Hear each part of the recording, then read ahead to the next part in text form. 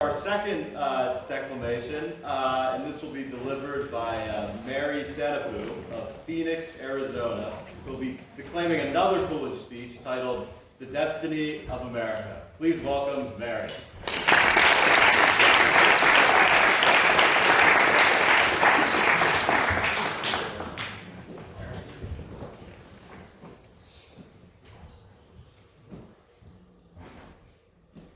The Destiny of America was delivered on May 30, 1923 by Vice President Calvin Coolidge.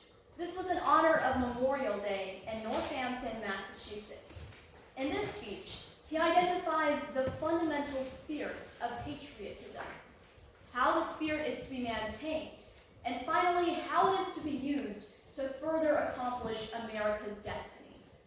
He also acknowledges that while those who paid the ultimate price to honor the sacrament of the Spirit are no longer with us, the spirit of patriotism is still very much alive. But it is up to us to carry the torch. Patriotism is easy to understand in America. It means looking out for yourself by looking out for your country. Lincoln stated the substance of the whole matter in his famous phrase, quote, "Government of the people, by the people, and for the people," end quote.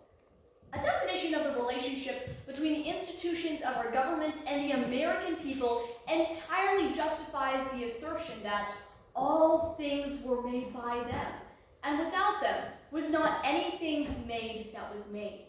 It is because the American government is the sole creation and possession of the people that they have always cherished it and defended it, and always will.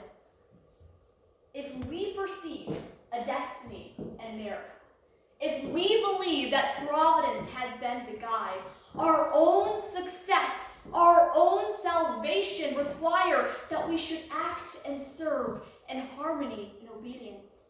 Just at a time when Christianity was at last firmly established, when there was a general advance in learning, when there was a great spiritual awakening, America began to be revealed to the European world. Settlers came here from mixed motives. They were an inspired body of men. They had a genius for organized society on the foundation of righteousness, piety, liberty, and obedience to law. They let slip their grasp upon conventionalities that they may lay a firmer hold upon realities. The definition of the characteristics of those principles of government from which all others are deduced is a government of limited and defined powers, leaving the people supreme. The executive has the sole command of the military forces, but he cannot raise $1 of revenue. The legislature has the sole authority to levy taxes, but he cannot issue a command to a single private soldier. The judiciary interprets and declares the law and the Constitution, but it can neither create nor destroy the right of a single individual.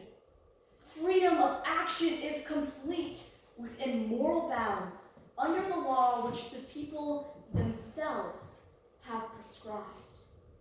Such is America. Such is the government and civilization which have grown up around the church, the town meeting, and the schoolhouse. Who can fail to see in it the hand of destiny? Who can doubt that it has been guided by divine providence?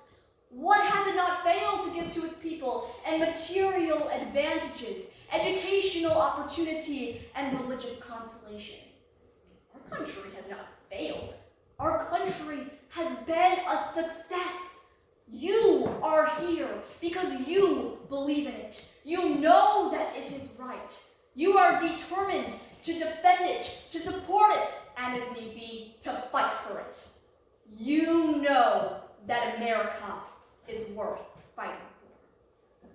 But if our republic is to be maintained and improved, it will be through the efforts and character of the individual. It will be, first of all, because of the influences which exist in the home, because it is the ideals which prevail in the home life that make up the strength of the nation. The viciousness of waste and the value of thrift must continue to be learned and understood. Civilization rests on conservation. To these must be added religion, education, and obedience to law. These are the foundation of all character in the individual and all hope in the nation. Our country does not want war. It wants peace. It has not decreed this memorial season as an honor to war. It is to the spirit of those men, exhibited in all our wars, to the spirit that places the devotion to freedom and truth above the devotion to life, that the nation pays its ever-enduring mark of reverence and respect. For greater love hath no man than this, that a man lay down his life for his friends.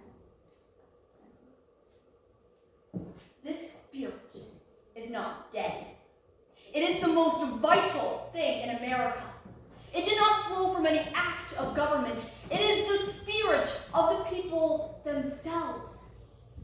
Who can dare to doubt it? Who can dare to challenge it? Who shall venture to rouse it into action?